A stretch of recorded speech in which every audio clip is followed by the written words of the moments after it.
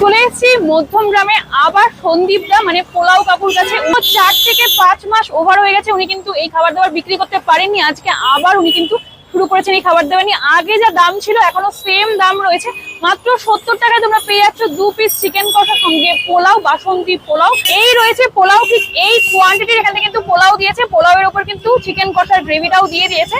আর পোলাওটা জাস্ট দেখো, এখানে কিন্তু বাসমতি চালের পোলাও দিয়েছেন, তার সঙ্গে ভর্তি করে কিন্তু কাজু কিশমিশ দিয়ে দিয়েছেন। আর তার সঙ্গে রয়েছে এই সাইজের চিকেন, এখানে কিন্তু 2 পিস চিকেন দিয়েছে। এই পুরো প্লেটটার দাম হচ্ছে 70 টাকা। তাহলে চলো একটু খেয়ে দেখা যাক।